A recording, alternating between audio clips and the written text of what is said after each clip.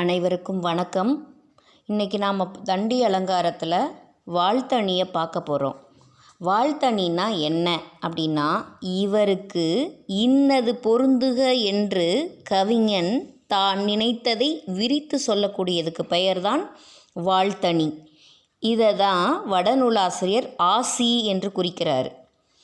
அதாவது தாம் விரும்பிய எல்லா நன்மைகளும் ஒருவருக்கு கிடைக்க வேண்டும் என்று வாழ்த்தக்கூடியதுக்கு பெயர் தான் ஆசி அப்படின்னு சொல்கிறாரு வடநூலார். இந்த வாழ்த்தணிக்கான இலக்கண பாடலை பார்ப்போம். வாழ்த்தணியினுடைய இலக்கணம், அதாவது இன்னார்க்கு இன்னது இயைக என்று தாம் முன்னியது கிளத்தல் வாழ்த்து என மொழிப. அதாவது இன்ன தன்மையுடைய இன்னது நிகழணும்னு கவிஞன் தான் நினச்சதை வாழ்த்தக்கூடிய அணி தான் வாழ்த்து அணின்னு சொல்கிறாங்க. முன்னியது கிளைத்தல், முன்னாடியே நம்ம என்ன நினைக்கிறோமோ அதை வாழ்த்தக்கூடியதுக்கு பெயர் தான் வாழ்த்தணி அப்படின்னு சொல்கிறாங்க. இதுக்கு நம்ம ஒரு எடுத்துக்காட்டு பாடல் பார்ப்போம். அதாவது மூவா தமிழ் பயந்த முன்னூல் முனி வாழி ஆ வாழி வாழி அருமறையோர் காவிரி நாட்டு அண்ணல் அனபாயன் வாழி அவன் குடைக்கீழ் மண்ணுலகில் வாழி மலை.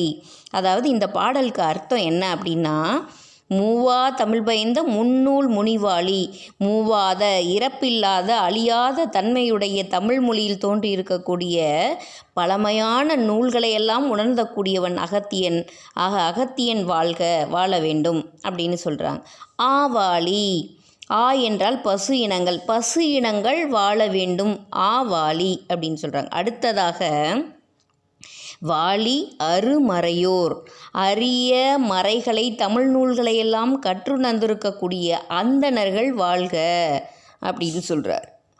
அடுத்தது காவிரி நாட்டு அண்ணல் அனபாயன் வாழி. காவிரியை சூழ்ந்திருக்கக்கூடியது சோழ நாடு. சோழ நாட்டினுடைய தலைவனான அனபாயன் வாழ வேண்டும், வாழி அப்படின்னு சொல்கிறார். அவன் குடைக்கீழ், அவனுடைய அரசாட்சி, அவனுடைய குடைக்கீழ் இருக்கக்கூடிய மண் உலகில் வாழி மலை, நிலை பெற்றிருக்கக்கூடிய உயிர்களெல்லாம் நிலைத்து இருக்க வேண்டுமென்றால் அங்கே என்ன வேண்டும்? மழை வேண்டும். ஆக மழையானது பொய்யாமல் பெய்ய வேண்டும் என்று வாழ்த்துறார். அப்போ இந்த பாடலுக்கு என்ன அர்த்தம் அப்படின்னா, அனபாயன் நிறைவான வாழ்நாளை பெற்று அவன் வாழ வேண்டும்னு கவிஞர் வாழ்த்துறாரு. அப்போ அவன் சிறப்பாக வாழணும்னா மக்கள் சிறப்பர் இல்லையா? அடுத்தது பார்த்திங்கன்னா, அந்த நாட்டில் இருக்கக்கூடிய மலையை வாழ்த்துறாரு, அறவோர்களையும் அந்தணர்களையும் வாழ்த்துறாரு, பசுக்களை வாழ்த்துறாரு, அரிய நூல்களை உணர்ந்திருக்கக்கூடிய அவர்களையும் அருமறையோர்களையும் வாழ்த்தினார். இப்படி பலவற்றையும் வாழ்த்தக்கூடியதுனால இந்த நூலுக்கு என்ன பெயர்? இந்த இதுக்கு அணி வாழ்த்தணி என்ன பெயராயிற்று. இப்போய காலங்களில் நம்ம எடுத்துட்டோன்னா கூட நம்ம அறிவுமதியினுடைய பாடல் தான் நமக்கு நினைவுக்கு வருது.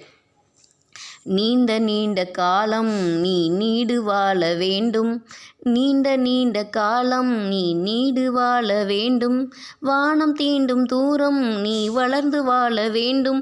இங்கேயுமே பார்த்திங்கன்னா அறிவுமதி என்ன சொல்கிறாரு? நீ பல காலம் நிலை பெற்று இந்த உலகில் வாழ வேண்டும், உன்னுடைய புகழானது அவர் வேண்டிய அத்தனையும் சொல்கிறாங்க. வானம் தீண்டும் தூரம், உன்னுடைய வளர்ச்சியானது எவ்வளோ தூரம் இருக்கணும், தான் நினைக்கக்கூடிய அத்தனை ஆசைகளும் இதெல்லாம் உனக்கு கிடைக்க வேண்டும் என்று வாழ்த்தக்கூடியதாக இந்த பாடல் அமைஞ்சிருக்கு. இதுக்கு பெயரும் வாழ்த்தணி தான். நன்றி.